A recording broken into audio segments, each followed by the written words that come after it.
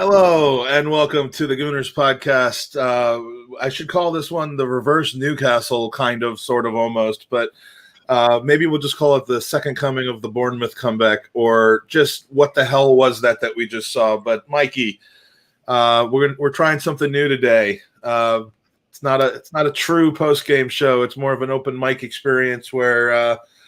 Not a novel idea necessarily, but in the podcasting world, we haven't seen it a tremendous amount. But we're gonna kind of give some thoughts, some talking points, throw them out there, exchange a couple of feelings about the game between the two of us, and then probably about 5 or 10 minutes in, if you'd like to participate in the show, and we've got a few people already waiting. But if you're in the chat and you want to participate in the show, we've made it really easy for you. Just go to www.gooneropenmic.com. And if you have a webcam, if you have good internet, and if you have patience, because it might take some time to cycle people in and out, then please do try to join us. Mike, that game was an 8 a.m. kickoff for you, kind of on the middle side of kickoffs on a weekend morning. What was going on in your house noise-wise? Noise-wise, it was dead silent as per, because nobody wakes up early around here other than me. So 8 o'clock kickoff is kind of weird one, because I get to, for those of you that don't know, I have a weird work schedule. So I get to sleep in until about 5, rush to work, do my 2-3 hour shift on a Sunday, and then hurry back and make it on time to be completely silent so I don't wake anybody else up in the house. So it's always an interesting experience for me, having to mute myself and celebrate goals like that, and not actually be able to. Yeah, when I'm doing that, there's no voice, but there's tons of friction and so exactly. These noises, and my arm brushing against my breasts, and I've tried to do that before, and it still wakes people up. So here, I'll try to relate this with people. It's like arguing with your girlfriend or your wife when a toddler is sleeping at home, and you're screaming I told you. That's essentially what it is. That's how I celebrate. The goal. That's what I'm doing the whole time. So it's lots of fun in the sense, but once everybody wakes up, I get to start screaming. But yeah, no go. I literally woke people up today, but a bit fun nuts. Stuff, man.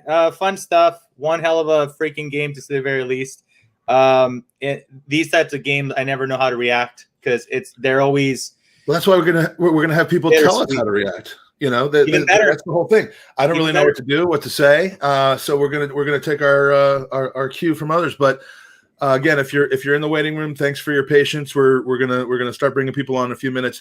I'm gonna throw out a bunch of things that I kind of jotted down during the game, and we're not gonna deep dive into any of them right now. But these topics, or any others that you guys want to talk about in the open mic segment, please feel free.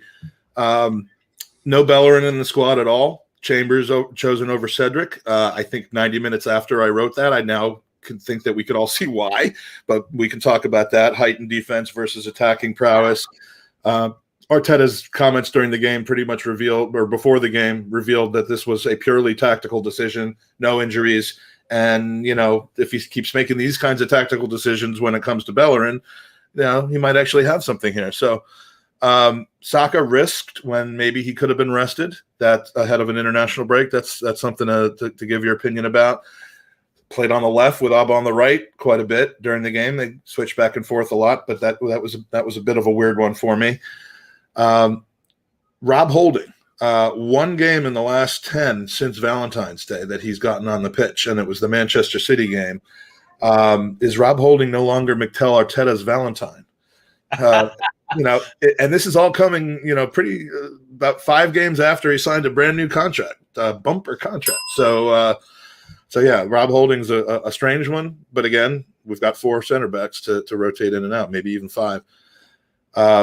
Mike, Thomas Partey. I mean, stop shooting. When fans come back to the stadiums, the last place I'm going to want to sit is row Z, because I'm going to get my head taken off by one of these shots. I mean, it is the most predictable thing in the world, is it not? He wants to be El Neni so bad. That's never been said before. Thomas Partey wants to be El Neni. But I mean, like, it's the same problem, don't you think? Like, that seems work honorable, you know, like just put your put your body over it. Don't, you know, let's figure out what's going on there, because there's no question if he can start calibrating his shots, then we have a whole nother element to our game. But my God, he always seems to be in a great place to pick up that shot as well. He just always positions himself right outside of the box, just ready for it in case there's a rebound or any, you know, loose ball. But yeah, so far, man, he hasn't been able to hit the goal once, I believe. Yeah, I mean, well, no, and it's the same thing every single time. It's 10 to 30 feet over the crossbar. So yeah, not a good thing. We can talk about any of the goals, any of the 6 goals you want today. You know, one of the inevitable things that's probably going to come up is this. This is a half second before a free kick is taken. Yeah. 1, 2, 3, 4, 5, 6 people not looking at the ball. Nobody standing on the ball. Now, I remember when my son was like in U10 football, and you know, one of the other team that we were playing had a hard foul on one of our guys in similar location, and their coach was screaming at the guy to stand on the ball. And it pissed me off so much, because I'm like, that's unsportsmanlike. I mean, these were kids. I'm like, you know, you got to be 10 yards away. So what's the point of standing 1 foot away from the ball until you're forced to move? That's the reason you do it. Right there, yeah. To stop that bullshit from happening. So we'll talk about that. And this is as the ball's in the actual process of being played. We still have 4 or 5 guys who are, you know, playing Fortnite instead of football. So yeah, you know, there's a lot to talk about. And so you ready to start seeing how this open mic situation works, Mikey? Yes, and what better host to have for an open mic show than 2 guys named Mike? It's Mike, and Mike show. Yeah, Mike, and Mike show. So we're gonna go in some semblance of order of how you came in. So Dave, welcome to the pod, Out and Out Gunner on Twitter. You joined us on our last kind of our open mic preview.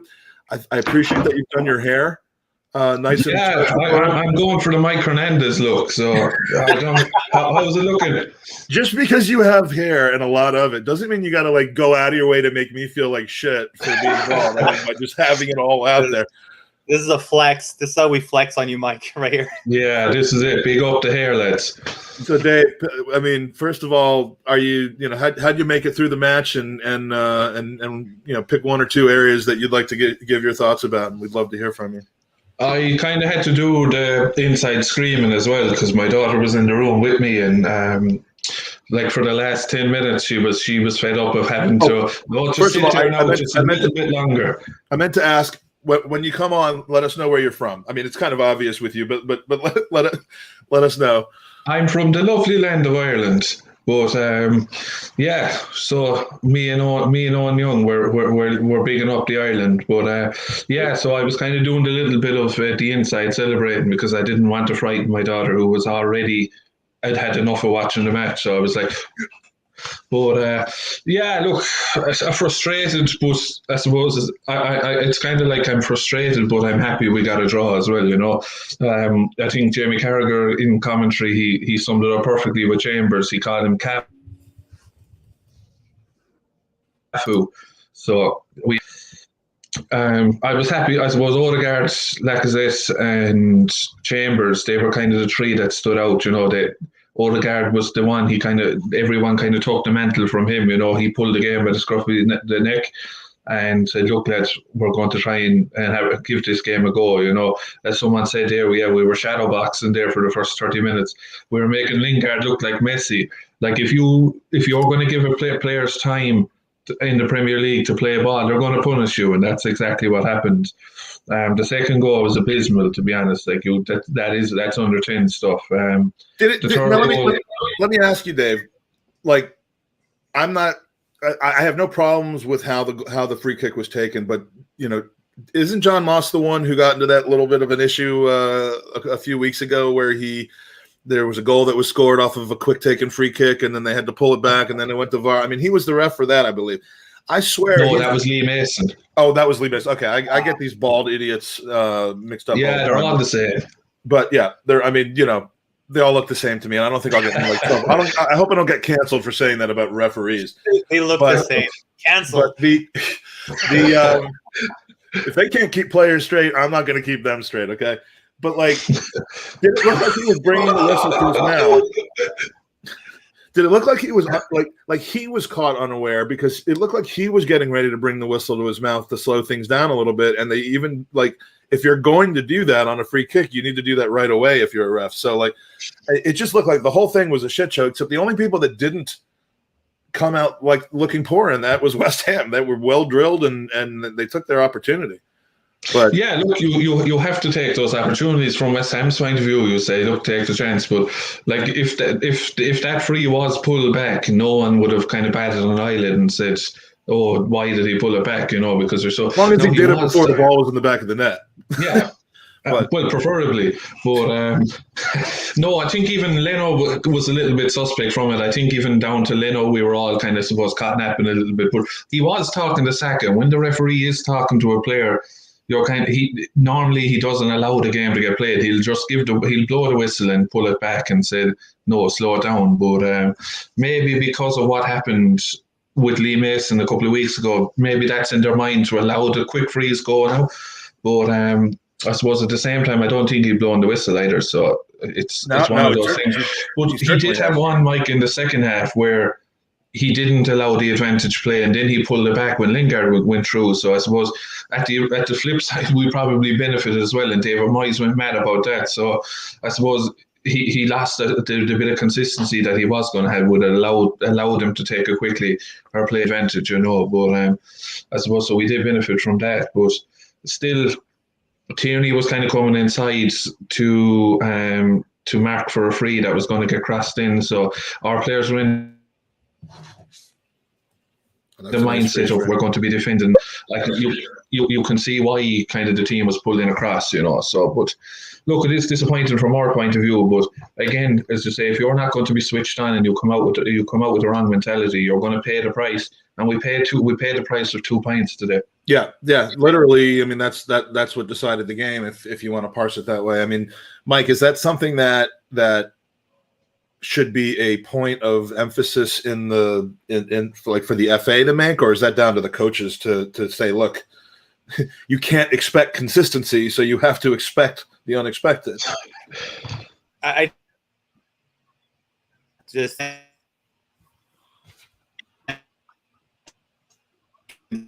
for penalties, handballs, advantage. So that's like school board stuff, though. Like you said, you're the team that was playing against your son's team, their coach knows it. You see it all the time with other teams where they don't walk up and talk to the ref. What they do is they go and they just stand next to the ball for no freaking reason. And the fact that not 1, 2, 4, 5 players switched off so badly. There should be one person designated to do that. Yeah, 100%. 100%. So I'm going to say this. We're getting a little bit better. So it seems to me at being a little bit more vocal to the ref, which is something I thought we were really passive on. I felt that lots of times, we'd get bad fouls and all this, and nobody would say anything to the ref. So I do think that even though I don't like to see it, it's evolving. Football's evolving, that we have to kind of be in the ref ear, right? Say, hey, dude, hey, do this. But you got to play the game exactly within the game. And exactly, and if you're not willing to do that, you better be quite good to not have to do that. And that goal right there. Look, the first goal, it is what it is in the sense that you could argue that Luis is what it is. You could argue that Luis came out and whatnot, but that second goal, there's no other blame than the players and itself. To switch off completely in that way, it's just schoolboy stuff, man. So disappointed, and then look. Leno, where that ball sneaked in, I would expect him to stop that the grand majority of the time. So even with everybody off guard, just the angle in which that shot came off. Yeah, I before the shot came off, I'm like, oh, Cole Leno's there. It still squeaked by, dude. So yeah, and maybe would have saved that. Maybe not. I don't know. Dave, we're gonna move on. We're going to move on to our next guest. You want to let us know where we can find you? Anything that you'd like to plug? Look, the Out and Out Gooners podcast is my channel. You can follow me on Twitter or whatever. I'm always in the chat with yourselves or whatever. So, look, if you want to come in and listen to a little bit more, I'm hopefully doing a show tomorrow night. So, I wouldn't mind if we see you in the chat or whatnot. I'd be glad of having you on. So, look, yeah, Out and Out Gunners podcast, anyway, is the name. So, look, thanks for having me on, Mike. I enjoy the podcast with and without being involved, you know. So, they're always enjoyable and a good laugh. So, thanks again. Well, thanks for joining us today, and feel free to stick around and watch the rest of the pod, and we'll see you next time. Like it. All right. Our next guest is somebody who is suffering alongside me right now in ways that that are not Arsenal related. Yusuf, Gooner, our universities are the same, and our basketball team got knocked out last night. So we're the Arsenal of college basketball. We either win we either win in style or we just shit the bed. But we're gonna try not to talk about that today. Welcome back to the pod. Hey guys, thanks for having me on again. Love what you guys do. Love the addition of Mike to the podcast. I think he's gonna bring a lot to it. So I'm glad you're here, Mike. Thank you, dude. Appreciate it. So where do you want to start today? What did you make of the game? I forgot to ask Dave his man of the match, but I'll make sure before we let you go to let us know your man of the match and where you're from. Oh yeah, I'm Southern Virginia. I'm south of Richmond or whatever. So you're up in Northern Virginia. I'm in Southern Virginia. Yep. We basically live in two different countries. Yeah, really. People don't understand the difference of what it looks like. You guys are much more urban and metropolis. But and we're down this country folk down here. It kind of gets annoying, but it is what it is. Hey, if there's one thing we can say about just about anything, it is what it is. So, speaking of which, famous a little while ago. Exactly, yeah. Especially this game, it is what it is. Any particular area you want to get started? I honestly, I was thinking about Alba. His performance today really left a lot to be wanting. I think which goal was it? It was the Lingard goal where they came down the right. It looked like Chambers was kind of trying to mark two men. Alba was nowhere to be seen back there defending. Shaka probably could have stepped up. We just looked so disjointed, and I'm thinking, where is? Oh, I'm sorry, that wasn't Alba. No, I'm sorry. Alba was when Tierney was trying to guard two guys, and Antonio had his cross. If you look at Tierney gets drugged all the way to the byline. They play the ball back, and Tierney's busting the gut to just get back and block that cross. Where was Alba? He wasn't even filling his role on the defensive end. Chambers played an excellent bunch of crosses. And one time I think he was looking for Alba to be making that run in on the far post. He was nowhere to be found. Do you find Alba to be disinterested or just discombobulated? Because those are two different things. I think it's a combination. I think it's a combination of both. I think he's kind of ticked off at being called out of being, for being late, which I kind of agree with, and then I kind of don't. Everybody was saying, or people were divided. Should Arteta have called him out? And he didn't really say it, but you knew it came out later. So how did it get out? Who leaked it? So that probably ticked him off. Then it came out that he left early. He didn't do the warm down. He's been poor, recently anyways. Okay, he has had a couple of decent games here in, maybe in the last 10. He's had a few decent games, but his form throughout the season is not – it just seems like – and I would compare this to American fantasy football. The way I look for my players is who's on a contract here. Because if you're playing for a contract, you're literally going to do whatever it takes to get the most money you can. Once these players seem like they get the big wages, they get the contract they want, it just seems like the level just drops drastically. Do you believe by any chance that do you believe that any fault of that lays on Arteta playing him on the flank today? I know that the whole opinion between playing him down the center, playing him on the left or the right is kind of split, but personally, similar to Pepe, when I see Pepe on the flank, William as well, the few times that he's been playing recently, I don't expect defensive work now. So when I think about that, I always think like you want to play Alba, play him against Burnley, Newcastle, teams with like almost no offensive quality, right? West Ham is kind of flying high right now, and they proved it. So essentially, I kind of felt like whoever Aubameyang was playing in front was going to have a difficult time. So yeah, it usually seems like that. So then it's I've noticed this too in soccer. They kind of go through like cycles of formations the teams run. You know, everybody when I first started watching had a 4-4-2. Now it's this 4-3-3. It was for a minute there, you know, 3 in the back for a little while. Why not try and get him and Laka up top together and let them just go at defenses and terrorize them? Because you can kind of rotate and pull them back. You know, they can kind of have some defensive duties, especially when the ball's on their side. But they can't. I don't think Pepe, Alba, even Laka to a certain extent, they can't be relied on to like you said, to mark people. You got to get some more cover in there for him. And I don't understand what is so hesitant from these managers to go with 2 at the top anymore. Yeah, look, I'm the last person you want to ask about tactics, but I do, you know, from what I understand, that certainly changes the way your creativity and where your through balls are coming from. The usage of Odegaard and ESR in a 4-person midfield, I guess, it changes things around a lot. I mean, look, I am probably the one podcaster who will readily admit I know nothing about tactical football. I just like what I watch. I like what I see. I know what I don't like. Yeah. But it clearly isn't the way he wants to play, and it isn't what he's accustomed to, whether it's at Manchester City or now here, wanting to build. And I think switching formations around willy-nilly is probably the quickest way. So how to lose your players. Has he been that? Last year he was pretty effective. The last 2 years he's been pretty effective on the flanks, but or at least in that wide, forward position. What do you do with him now? Because we have all this money tied and invested, in him. And after this season, how much can we recoup?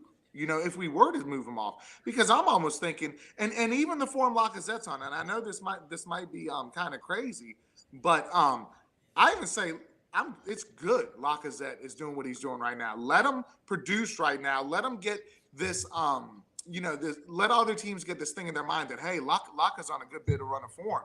Why don't we try and sign him? Why don't we make a move for him? Because really, I don't know. Now, who can we get to come in and replace them? Who can take their spots? I don't know who. But to me, it seems like I know who. And he wears number 35 for Arsenal right now already. But we're gonna go there, huh? Yeah, we're gonna go there. But brother, we're gonna move on to the next person in the room. We're gonna try to keep these to like 5 or 10 minute hits. So it's great. I appreciate you joining us again. No problem. Enjoy the rest of the basketball tournament if you even care to watch it anymore. I don't. But within 10 minutes of each other, our team and my daughter's team, which has become my second team because I pay out the ass for it, both got knocked out. I have a buddy that loves Oklahoma, and that's just man of the match. Well, Callum Chambers. In any case, man of the match, Callum Chambers. Yeah, Callum Chambers. I think he really, at the beginning, I was like, what the hell's going on? Why are we not playing Cedric or Bellerin? By halfway through the game, I was tickled to death that Chambers was in there. So that's a tactical masterclass from him, and Chambers been frozen out for so long, healthy but not even getting a look, and you saw him get that last look in the Europa League, and then you start seeing him in the Premier League. I like the way that's heading because I think he has.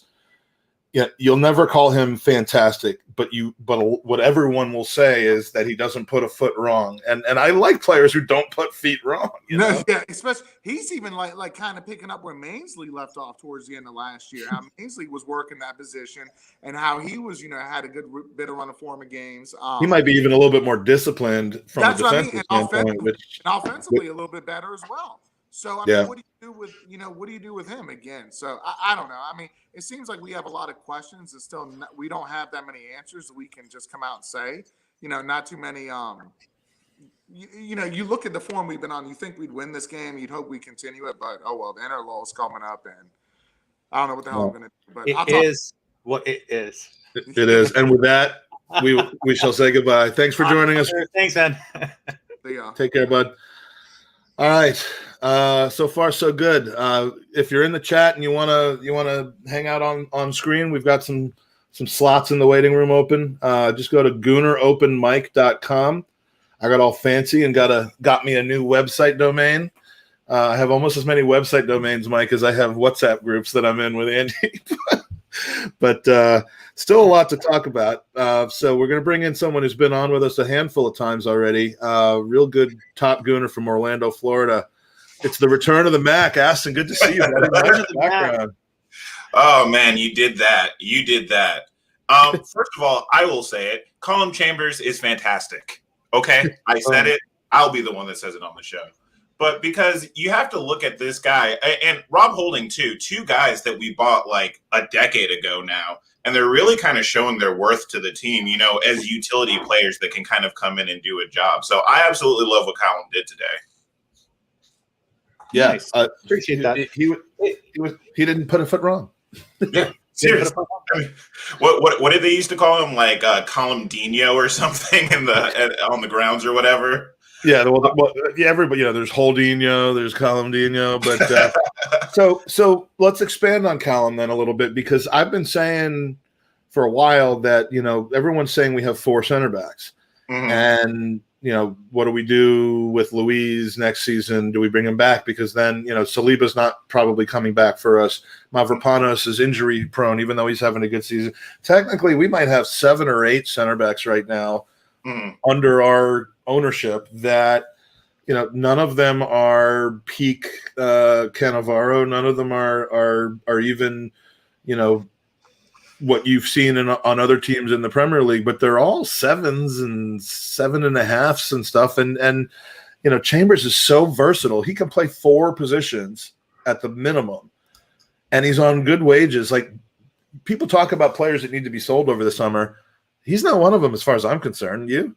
Yeah, I don't really want him to go anywhere, and this is kind of why. When you're kind of constructing, and remember, we have a project going on, so when you're constructing this team, remember, you want probably about 5 center backs, right? You want 2 guys on the right, 2 guys on the left, 1 guy to kind of coach them. Same thing with the fullbacks. You want 2 guys on the left, 2 guys on the right, and maybe an older, more experienced center back, and that's where I can kind of see Callum, because he is, if you think about it, the oldest out of the bunch right now, and he's been able to do a job as the 3rd center back in a 3. He's been able to do a job at fullback, and he's been able to do a job at center back. Today, we showed Arteta tried to throw a different plan out in the beginning. I'm glad he threw it out in like 15 minutes, but that beginning plan, even then, you can see Callum's the guy that can kind of take instructions correctly, right?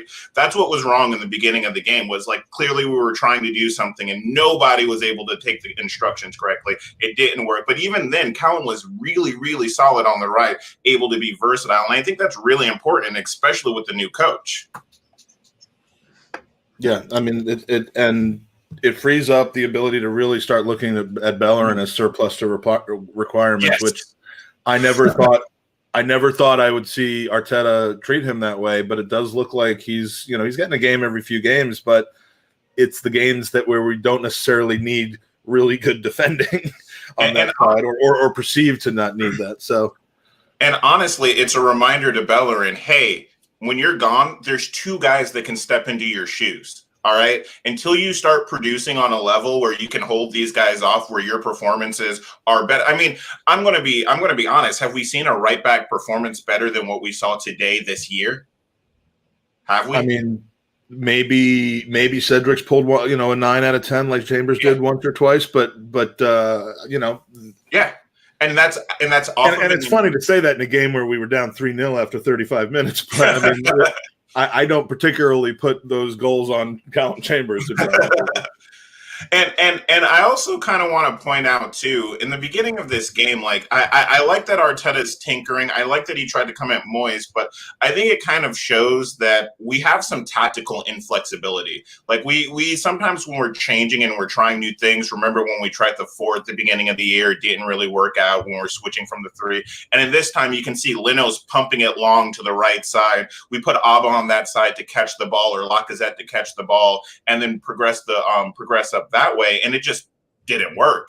And nobody could really figure out where to be. And I think that's a real problem in this team, because you have Arteta that's a really brainy guy that likes to like try different things. And I don't know if we have the players to match what he's trying to do. You know what I mean?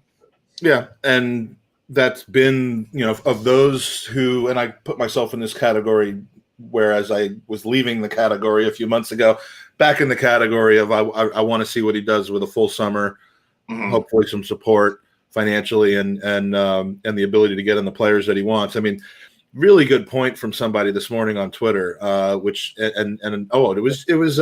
Jason Schroeder, Colonial Cannon, who is or was in here before, about this process and about jobs. I mean, how often do you have a job where your job performance isn't really measured until you have every single thing that you want, the right desk, the right phone, the right, you're expected to perform with what you have. There's a desire, I guess, to try to make it, allow you to control your team, your staff, your whatever, but you don't always get the chance to do that. And a lot of people are probably going too far in absolving Arteta for every single thing that goes wrong because he doesn't have his players in yet. But, it is fair to, I think, be critical of him over that. But, by the same token, I do see a much better outcome next season once some of those things are changed. It doesn't mean he's a great coach now. Mm-hmm. It just means that I see kind of a progression there, and a lot of people are don't have the same patience that I've finally started having on that. On that point as well. Go ahead, Matt. No, I was just going to say, I think it's hard to tell at this point, right? Because we have COVID happening. We've had that truncated season. We haven't had a preseason. He won a trophy last year. So it's really hard for everybody to kind of go, what are we seeing? How much of it is what's going on? How much of it's the turmoil at the club? How much of it is actually Arteta? Like, it's really hard for us to measure because it could really be any one of these things, And what were you saying, Mike? I was saying that to Mike's point earlier, or just a second ago, is that Arteta seems very positive about the outcome. He's spoken about, the thing going to the project's going to explode, and then you hear the players, right? Tierney calling him a genius, Odegaard having nothing but kind words for him. So this, to me, this speaks of a team with an actual team spirit for the first time in a very long time, because Arteta at one point in time spoke about not being able to build the team and them to get to know each other because of COVID restrictions, right? And so it's been getting a little bit leaner. The players get to spend a little bit more time with each other. After January, we have a smaller squad, which definitely helps. Ignoring the personalities that left, just a smaller squad to work with and drill with. So I truly believe we're headed in the right direction in that sense. So I think we're all fairly optimistic. Would you? I just want to play a quick game here, which is, what if we had lost 3-0 or 3-1 today? What would you be saying right now about that? Because we were both confronted with the reality, 30 minutes into this game, that this show is just going to be an absolute shit show. I mean, it is anyway, just by nature of the fact that we're hosting it. But, what do you say? Like, how, you couldn't come out of that game if it had stayed 3-0, stayed, gone 4-0, 5-0, 5-1. You couldn't have come out of that and said, in that moment, I don't see how you could have come out and said, I'm seeing improvement. I'm seeing these things change. I'm seeing the mentality of the team change, because everything that was wrong in the first half are the same things that we've been unconvinced about Arteta on. And I think we might have to roll this over to Drago and get it. But before you leave, I mean, would you have? You're an extraordinarily positive person, and I love that about you, Aston. But would you be prepared to be more critical if that game had gone the way it was headed and finish that way. Take the first statement that I made, which was the first 20 minutes, we were trying tactics that Arteta put on the field. If we weren't ready to try them, that's up to Arteta. There's nobody else that we can blame. Yes, our players may not be tactically responsive. Yes, they may not be intelligent enough to pick up the nuance of what he's picking up. But at the end of the day, it's his call. And then further than that, you have to start to question, why is it that we are having such a Jekyll and Hyde season where one day we look one way and another day we look the other? And I always want to say, hey, listen, underneath that, I see our players are buying into a system and there are gaps in that system. But when Arteta starts the game with a completely different system than before, just throwing it out the window and then trying something that isn't working, yeah, you got to lay that on Arteta. And we've got to be ready to criticize. We've got to give him time. But we've also got to be honest about what we're seeing. We get too much involved in these cults of personality to like not actually sit down and go, okay, what's going on? And I see that with players and I see that with coaches. Yeah, it's a good thing that isn't, us in social media and in podcasting have no blame for that whatsoever. I don't know where it's coming from, but it's all Instagram because I don't go on Instagram. So that has to be where all of that stuff is coming from. So, Aston, you're man of the match. I got a feeling I know who it is, but surprise us here. No, actually, it's actually Odegaard. Odegaard, yeah. Colin was a very, very close second. I really want to give it to him, but Odegaard, if you just quietly look at what he did on the field today, it was nothing short of extraordinary. If we can pull off that bit of business, then we'll be in really good shape next year. Love it. All right, Aston, thanks for joining us. Anything you want to? I mean, you're always doing a bunch of different things that are are good, positive things. So, anything you want to put out there into the Twitterverse or world? Nothing this time. If you ever want to check me out, I'm Aston Mac on Facebook. You can check out the Orlando Freedom Fighters, which is my local organization. But besides that, come on, you Gunners. Awesome. Thank you, Aston, for joining us. We'll see you again soon. Okay. Later, brother. Bye.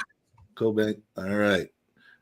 Now, we've got two people in the waiting room. One of them has been waiting a long time and will be on next. The other has been popping in and out. So I hope, I don't know if you're in here now. You will be gotten to very shortly, Gavin. So hang out there for a second. But Drago, man, did you get a haircut?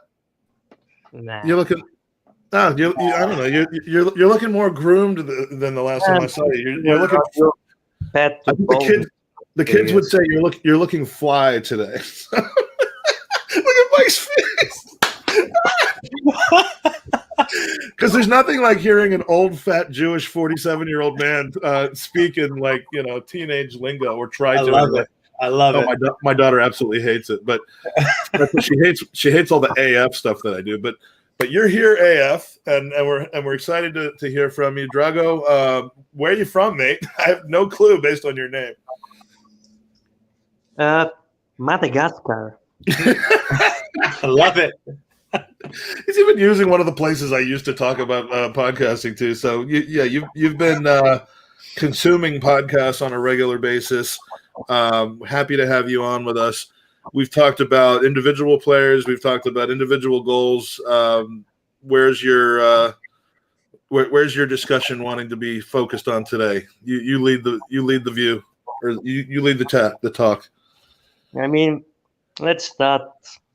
How can you not love this club? It's from here to there. I can give you a few reasons why you wouldn't love it, but if it's in your heart, then you can't get away from it. But I cannot see myself supporting any other club. It's just meant to be, it seems.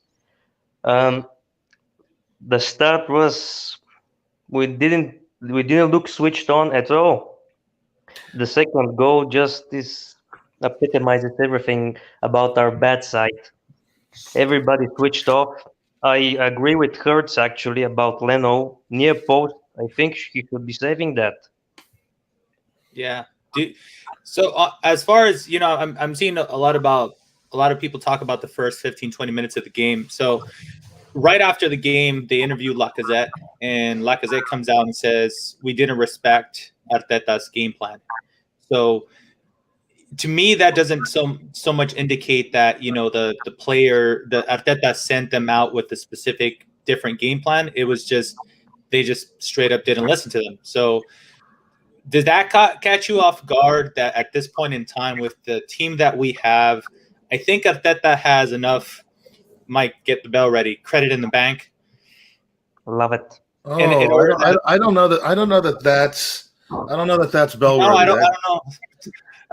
I gotta go back and rewatch all the British. I don't know if that's a British one or if that's just kind of one of those phrases. So I'm sorry, Mike, but okay. I'll just use my own bell. Damn it. Okay. Anyways, you should get like a foghorn or something like that. So, do you think by this point the players should know better than to kind of counter whatever direction that gives them, Drago? To be honest with you, I'm not surprised. If you remember in Emery's first season, I think we were away at Goodison Park at Everton. We lost. Same man, Lacazette, after the game came out, said we did not respect the coach's instructions. So it's not the first time with this group of players. I know there's been changes for a few, but it's ultimately the same group of players. I think mentality is still an issue in this side. Some are a bit too easygoing. I don't know what it is. Auba obviously is one of the obvious ones because you can see it today. Even when he got subbed off, just jogged on at the other side of the pitch. He didn't look happy. He strikes me as someone who doesn't like to be told what to do. I don't like that kind of attitude. Funny to be in a team sport with a coach and not be told, not at least be able to accept being told what to do. I mean, that's what people would say has always been the thing about Aubameyang is he's one of these players that I can't think of the word for it right now, but just they're so unique in their talents and really, really unusual personalities that you really have to manage a guy like that. You don't have to manage Kieran Tierney. You're not going to have to manage. I was going to say Granit Xhaka, but if you can point to a situation where he was managed improperly, it was by Unai Emery.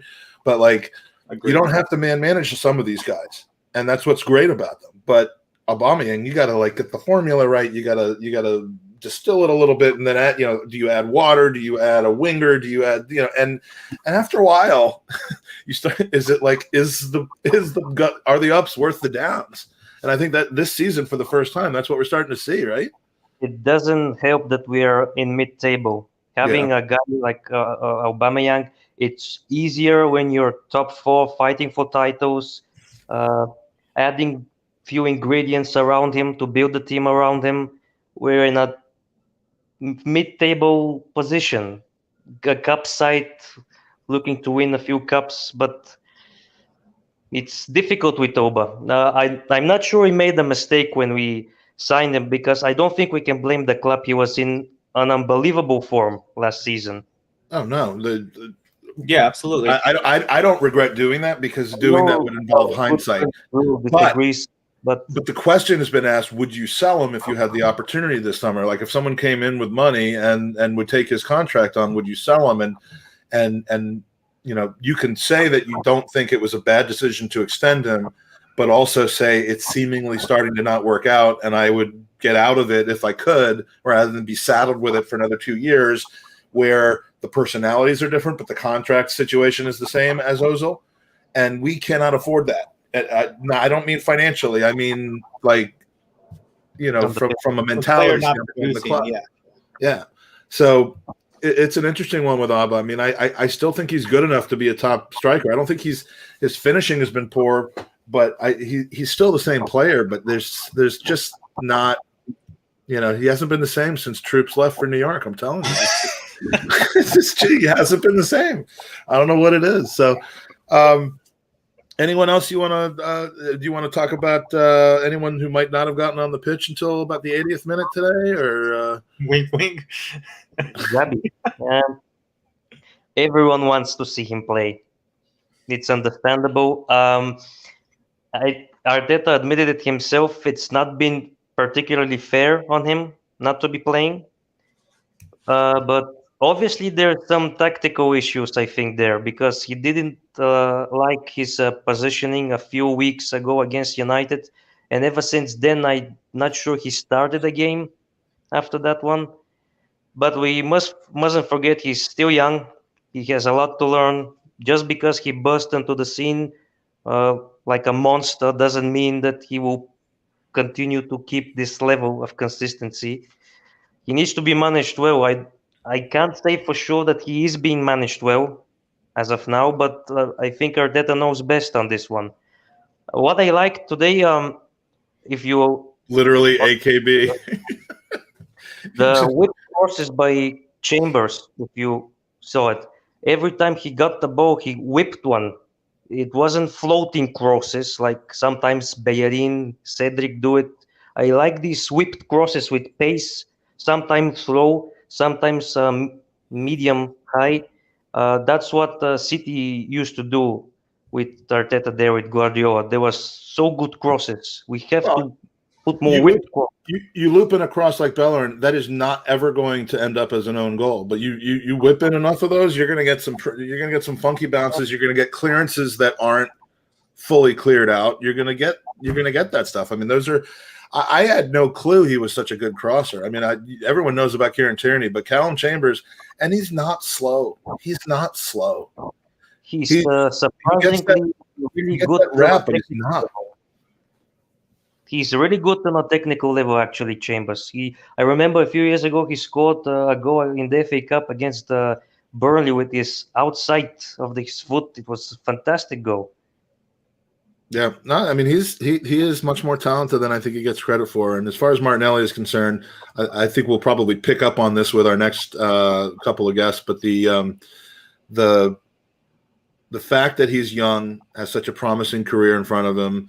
I think he is probably looked at as someone who you can kind of hold him back a little bit and then let him go, rather than if you've got the finished product out there, and you just constantly he's more finished maybe than a lot of the 28, 29-year-olds that we have, but there's maybe a kind of a man management element to it, and he may feel like he can hold Martinelli back a bit and let him loose next season without completely losing him from Arsenal's where I want to be standpoint. Who knows? So you're a man of the match. Did we ask you that already? I cannot believe that people still overlook Laka. The guy is an absolute workhorse. He works his ass off. He always constantly steps up in tough moments for us. People forget this. If the first goal doesn't go in at the end of the first half, I don't think we make it back to 3-3. I don't think we make it. Do you think that goal was headed in before it was deflected? I mean, they took it away from him, which he seemed to find out after the game. But yeah, I think it was going wide. But like, how can you take that shot away from him? It's Laka who steps up always in these tough moments, in big games, in important games, every time. And he's so disrespected or underappreciated by a lot of our fans. Yeah, I'd say that's pretty good. All right. I was waiting for somebody to mention Laka. We had a few guests, and I'm like, man, nobody's going to get Laka some love. So, Drago, my man, thanks for coming through. Love you, boys. Love you. Wonderful, Drago. Thanks for joining us. We're going to move on to our next guest now. Hopefully, we'll be making this a regular occasion, and we'll get to see some of the same friendly faces back every week. So, take it easy, buddy. Enjoy. Have you had dinner yet? It's what, 8 o'clock almost by where you were? I'm gonna have it right now. Okay. Well, please keep us posted on how that goes. Right. See you later, buddy. We want food pictures. Yeah. Take care. All right. Next, joining us today is someone who I don't think we've spoken to before. So, hey, Gavin. Good to see you. How are you doing? Doing well. Where are you from, mate? In southeast of England. All right, beautiful. Would that be like Kent or? Yeah, very much Kent. Yes, yeah. Hello. So I've got a beer in the go just for you. There you go. Nice. Well played. This is one of the rare game days where I'm not doing that, but I have some things to take care of. Normally, I'd watch you drinking Ouzo. Is it Ouzo? Yeah, it's Ouzo, right? Well, Ouzo just kind of made an appearance for our Olympiacos back-to-back ties. I officially put the bottle back into the liquor cabinet last night because it isn't something I enjoy. but I had to, had to kind of make it a whole theme thing. So Yeah, I you got to didn't look figure like out you some were sort of. enjoying it. I got to think about. Yeah, I apparently have to. I need to get some sort of Czech racist liquor now that I can have for the next round to to quote unquote honor or Slavia Prague. But anyway, Gavin, so tell us a little about your feelings on the game. What you any particular area we've talked about kind of breached the Martinelli discussion, but I kind of wanted to speak about Leno actually. All right, that's perfect. Let's do it. Yeah, because I think he's been very dodgy the last couple of weeks. Are you an Emmy guy, or are you just speaking kind of a little bit? Yeah. Okay. I think we sold, no, that's fair. That's fair. I think we sold the wrong keeper. Okay. Well, yeah, that's a common, that's not an unusual opinion at this point, but so it got to a point. I think, especially after the second goal, even though everybody went completely to sleep, I was just wondering to myself, and a really good friend of mine texted me as well, exactly the same thing. Has Leno actually got any hands?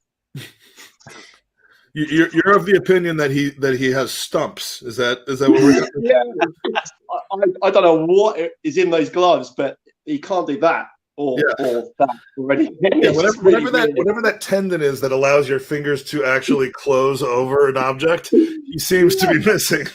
Because he does. There were 2 points today where he punched the ball out, and I'm like, oh my! And one was right at the end. He punches it out about to 35 or 40 yards to a West Ham player who literally didn't even have to move to trap the ball and start another attack. And I'm like, I'd rather you do that than. I mean, I've seen him literally sitting over the top of the clock end, seeing him flail at a ball that ended up getting turned in by Jorginho against Chelsea for a winner. So.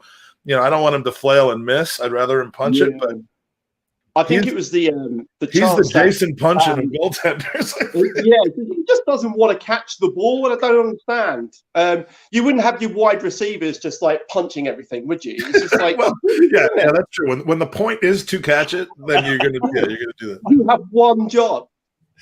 Yeah, if they can't quite get to the catch, normally they do try. Although there's no goal behind them, that there's no touchdown scored if they don't make the catch, but you never see somebody just go and punch it. Like, that's the best I could do. Yeah, really strange.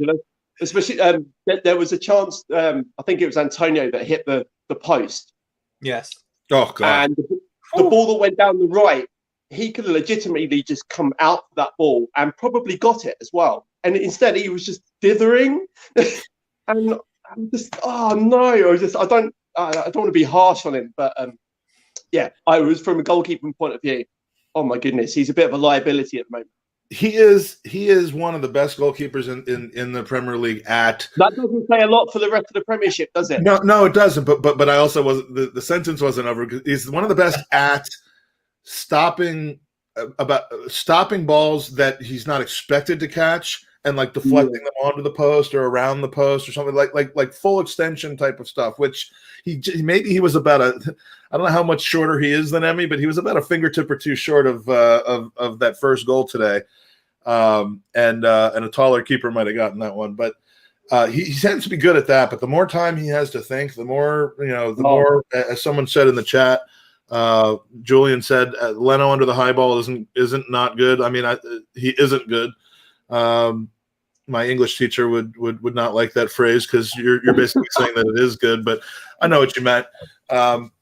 That his weaknesses come when he's less under pressure than when he is under pressure, it seems. But yeah, definitely. And also his passing is not that good either, really, is it? So it was just a bit of a worry that we've got a really good goalkeeper that we just let go in the beginning of the season, and I think we made a wrong decision. Who would you rather have kept a couple years ago, Leno or Petr Cech?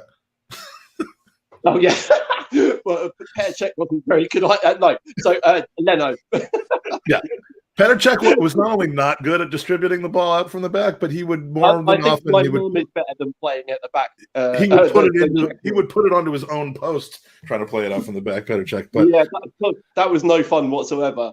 Also, on another point, I thought that Lacazette put in a really massive shift today. I thought he was amazing, and fair play to him because he doesn't normally get a lot of credit for all the work he does. But goodness me, he really, really worked his nuts off today. Yeah, I mean, he's one that everyone wants to talk about how he and Lacazette he and Aubameyang are like buddies and they're compatible and but can they play together? It isn't about whether they can play together or not. It's about the very, very real differences between the two of them and how they approach the game of football and the team concept. And the irony is the one who quietly puts his head down and does the work, the one who did not complain about being subbed off in every single game under Arsene Wenger in the 70th minute. He wasn't always happy about it, but he didn't come out in the press or anything like that. The one who can do the hold-up play, the one who gets his teammates involved, who puts in a shift. The other one is the captain.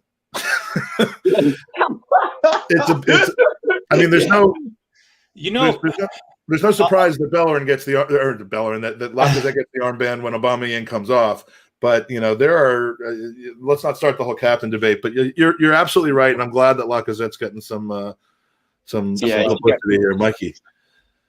Yeah, no, I was going to point out that sometimes I feel like, and I know Aubameyang hasn't endeared himself in the last couple of games for fans, but I've noticed that when fans go into games with a predetermined ideology of thinking, I like Alba, therefore I don't like Lacazette, and then Alba has a game like he had against Benfica where he missed two barely, gilt-edged chances, right? It kind of results in one set of fans saying he just have an off day, right? But if Lacazette had those two chances, he would have got absolutely slaughtered. So it's always nice to see that they are fans on both sides, just like Gavin pointed out, that he was quick to big up Lacazette for his work ethic and everything that he does. But it's always interesting to me how fans go into games with different psychology and different, I'm going to say, expectations per player. So when, X player misses a chance, but Y player does, the interpretation of it by fans is always fascinating to me of how people kind of analyze the game. But yeah, Alba, look, I'm gonna be a little bit of an apologist here just for the sake of conversation. I'm gonna defend Alba a little bit in the sense that I don't think he should be playing out wide anymore. I don't think he should be playing with Lacazette in any combination. I think they both have their unique abilities and strengths. We already spoken about that. Aubameyang kind of trust more on a one-on-one. He scores more than he misses. Lacazette, he's always been a workhorse. Every time you speak to one of the younger players, they're quick to big him up, how he's become essentially a mentor. And they seem to generally like playing with him in the sense that because of the type of player he is, he works for the team and he drops back. He gets Odegaard, Rowe, Saka, all of them involved way more than Aubameyang. So when Lacazette plays, to me, my perspective is he plays for the team. When Aubameyang plays, it seems the team plays for him, essentially. That's not me damning Alba. That's just me saying very, very different strikers. And go for it. And if you've got a Kobe Bryant on your team or LeBron James, where you cater the game to them because they are so otherworldly good, then fine. I mean, that's everyone kind of finds their spot, and you do that. But I don't know that Aubameyang is at that level of athlete. Not at all. No, because if you think when I probably shouldn't go back to Henry because that's a long time ago, but everything was catered around to Henry because he was that good. Oba, I think he's absolutely amazing, but he's got form throughout his whole career from missing lots and lots of chances, but he hasn't, but also scoring lots and lots of chances. So that's his superpower. He can just, it doesn't matter to him when he misses, he just scores all the time. It's fine. Right. But putting him out on the right or the left really just negates his superpower because he can't pop up from nowhere and score goals. And when you've got Saka on the right and possibly Smith on the left or Pepe on the left, who I think has been really good recently, why shoot yourself in the foot and not put your best striker up front? Like, you don't have to play Oba and Lacazette. It can be one or the other. Well, and we had gone into a pretty good stretch of games where we weren't doing that. We weren't. I mean, we had wingers. It was, on either side, it was either Saka, Willian, Pepe, or ESR, and there was only one spot up top for one of the two of them, and it was more often than not Aubameyang. But I don't see why that why that can't continue. Maybe with Aubameyang not starting as often anymore. I mean, he doesn't have to be the first name on the team sheet. Mark Noble doesn't almost ever play for West Ham. No, absolutely. I think it's like horses for courses, right? It doesn't matter. That gets the bell. That's the bell. This money in the bank thing doesn't get the bell. Nice, beautiful. I'm not entirely sure how the bell system works, but I bought a bell anyway. I love it. Love it. All right, so we're going to bring Aston back. Okay. We're going to bring Aston back into the stream for a few minutes because I know he really wants to talk about Martinelli, and we should. But before we get to that, there's one other individual player I want to focus on. I made a reference to him earlier in the pod about his lack of shooting capability and accuracy. But beyond that, is anyone else starting to get a little? I mean, Julian's the one that brought this up, but I'm giving him a pass for this season just because of the stop-start nature of his injuries and everything else that's going on. But it's a fair question to ask: is anyone slightly disappointed with Thomas Partey at the moment? And Gavin, we'll start with you on that, and then I want to hear from you, Aston. But are you just seeing this as a guy who's kind of in the adjustment year, or is something wrong with him? I've got absolutely no problems whatsoever. It happens quite a lot with players coming from Spain to England. It's a completely different ball game, and for all its faults, the Premier League is seriously, seriously quick. And he's not used to that, especially playing for Atletico Madrid. They don't play that way anyway. What I will say is that if he has another shot from outside the area, I think I might headbutt the screen. You know what? Do you remember when Xhaka scored against? I think it was against Nottingham Forest or something like that in the cup game. He did well. He also he got one against Liverpool as well. But after his first couple, everyone in the crowd's like, shoot. And when fans come back and Partey's in that position about 40 yards from goal, do you think people are going to be like, no? I'm a massive Eagles fan, and I think we can do with a kicker at the moment, and Partey is just fit in that slot. Because he can kick him that's fair. He can kick him 60 yards. And they're always right over the crossbar, too, which is what you want. So right on the money. Aston, are you – start with Partey. Let us – I mean, is this – I mean, I don't think anybody could say he's not playing as pretty much at like a 5 or 6 out of 10 right now, or excusing and saying that he's not playing poorly overall, unless you do feel that way. But, does it concern you that it's a permanent thing or something like that? I don't think that it's permanent. I think we got to keep remembering that he keeps coming back from these little niggling injuries, and we get a couple of games in, and every third game, you're like, oh yeah, that's why we bought him. And one of the big things that I think is the biggest testament to that is for the last half a decade, we've relied on Xhaka to get the ball up the field, right? Today we took Xhaka off the field and actually played Partey as a single part of a pivot. And we never notice any lack of ball progression as a single pivot. And I think that goes quietly unnoticed. He actually, unlike Xhaka, who only plays the balls out to the wings, he actually plays the balls into the 10s, into the forwards, in ways that our other midfielders don't. And I just think that goes incredibly unnoticed. And I think that's a lot of the reason why you see guys like Laka and Odegaard kind of flourishing in front of the guy, you know what I mean? I do think he has these weird lapses in concentration or times when it's just can you just try to run to get that ball a little faster? But besides that, I mean, I'm good with him, man. He's the best midfielder we've had in the club for some time. Yeah, definitely agree.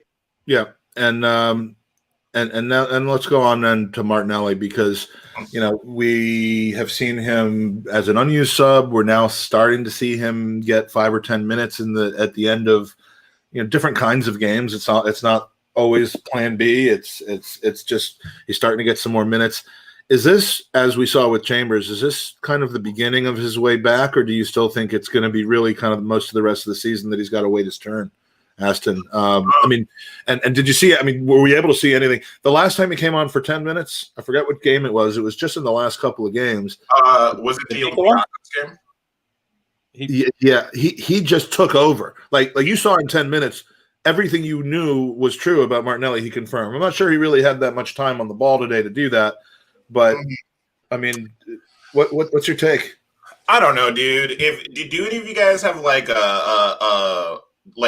key to Arteta's journal or something? Because I don't get this one. This one's beyond me. I see the guy. He lights up my life every time he touches the field. He's like little twinkle toes out there. He's a joy to watch, man. He is. I swear, competing for the most adorable players in our team. Like, you put those two together, they're just the cutest things you've ever seen, and you will love to see it. You love to see it. So I don't quite understand. There are some hardcore proper art Arsenal supporters that would absolutely cringe at hearing that. But this is what our pod is about. We are not afraid to talk about the most adorable Arsenal players that are out there. First of all, that should be first and foremost. Matter of fact, we need to start a poll for everybody out there. Who is the most adorable player in Arsenal right now? It used to be Sandy Cazorla without a question. But now it's like, since he's left, we haven't had a mascot in a while. Is it El Nini? A mascot? Of course. But I'm going with Will on this one, guys. And by saying this, of course, we are clearly we're accepting mediocrity. Let's just get that out of the way. We want to be mid-table, and we want to have conversations about the adorability factor. But no, I get what you mean about Martinelli, and part of what makes him adorable is the fact that he's just a terrier. He works his ass off, and that translates onto the pitch, right, Mike? Yes, it's quite amazing. I heard you say Mike, so I'm going to just chime in with the Martinelli banter here. First and foremost, we'd be at least top 4 in a durable table, 100%. There's no debate about that. Comfortable third, probably. When it comes to Martinelli, man, I look at Chambers and I say maybe there is a way back, because the way Arteta seems to manage these players are very confusing, to be completely honest. Just he goes from William, right? Play, disappears from the team. Holding, play, disappears. Pepe, 2-3, excellent. He starts, excellent performance. Like it was United Villa, I believe, disappears. And I'm like, I do not understand it. I really don't. But this is what I'm holding on to here when it comes to Martinelli and his development. Now, I truly want to ask that ex-football player this. Wink, wink, Mike. I think you might know one. What their perspective is for coming in 10 minutes. What does that do for the player? Is it a massive boost? Is it, oh man, am I a bit time player? I'm generally curious. I'm quite sure either Kevin or Smudge could answer that question on Twitter.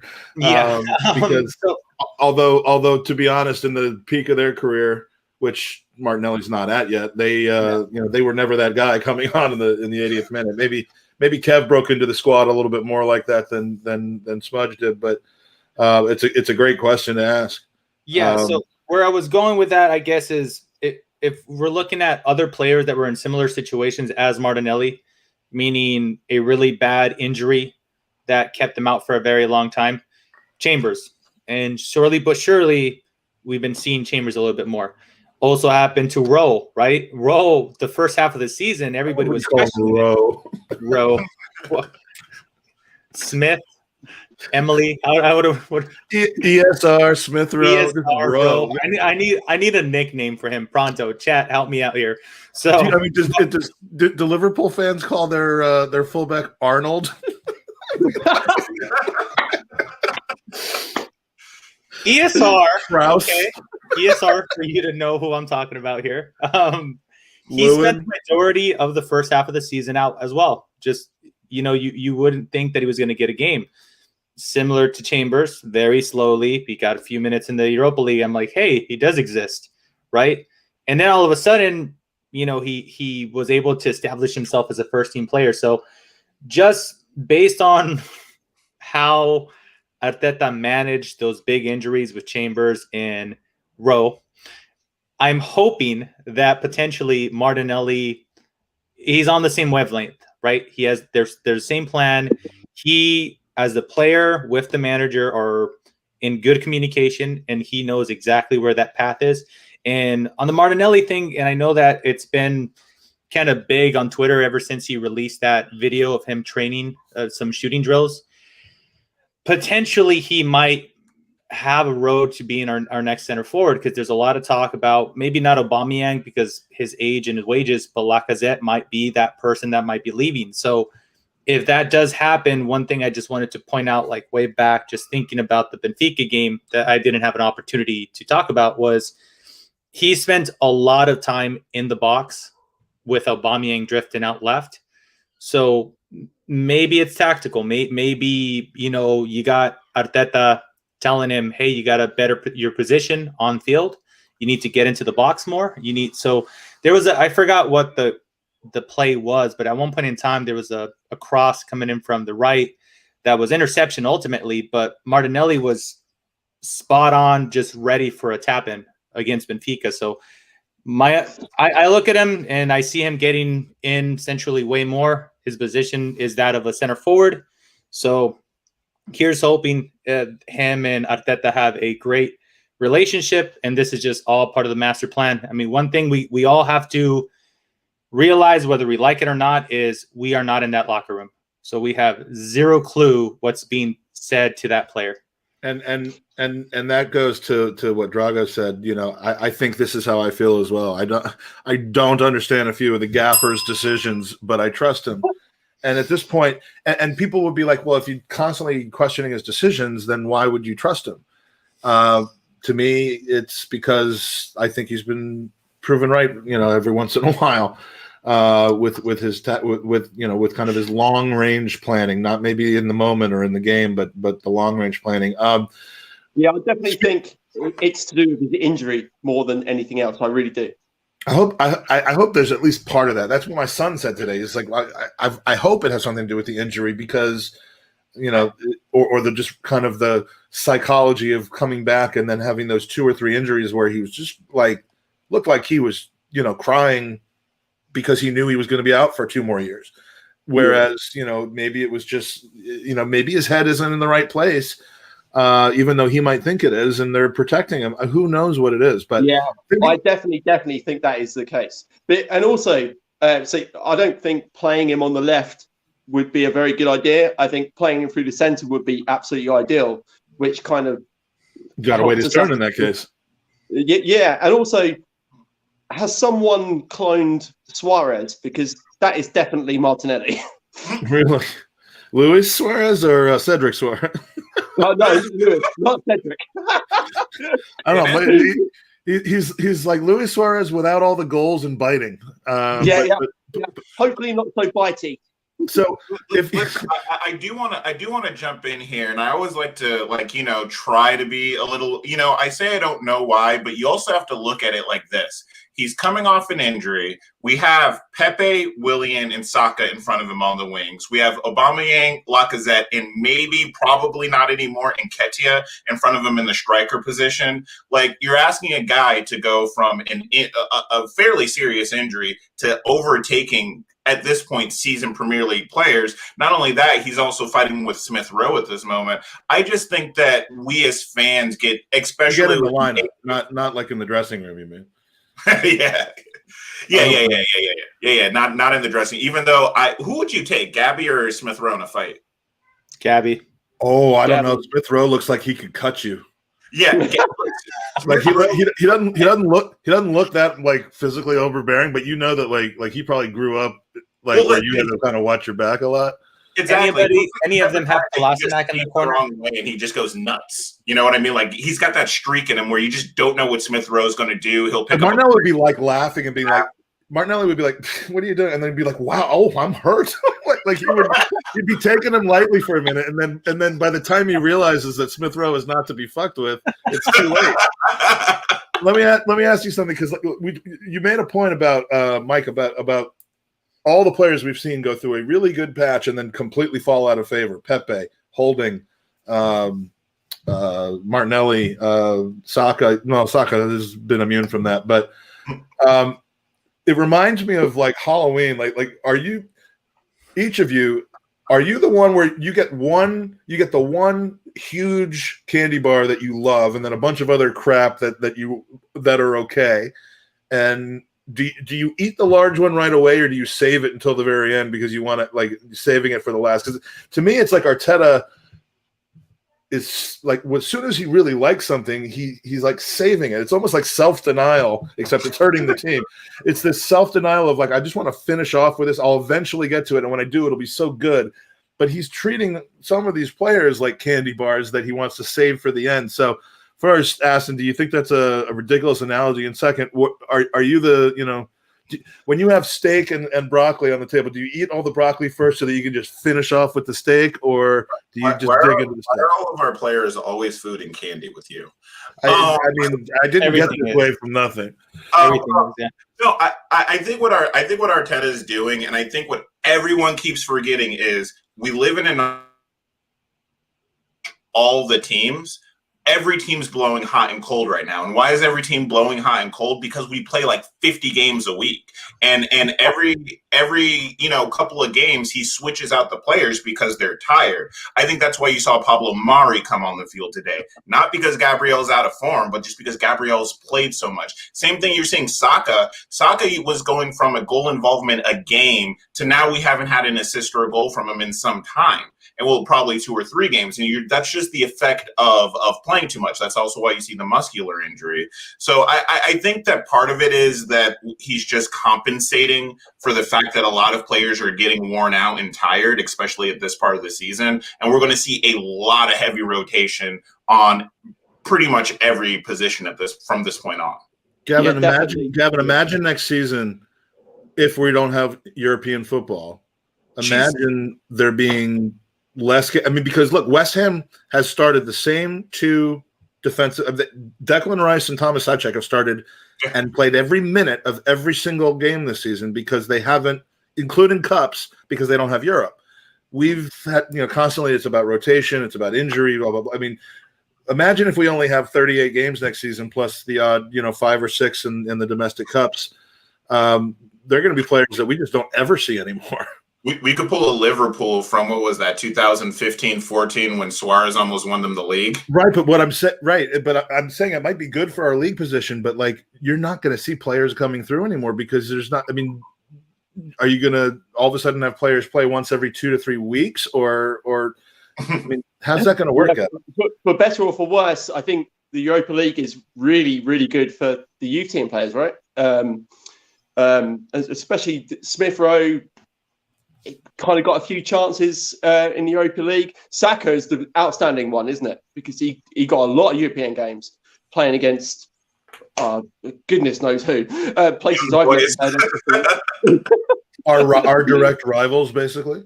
Well, yeah, basically, yeah.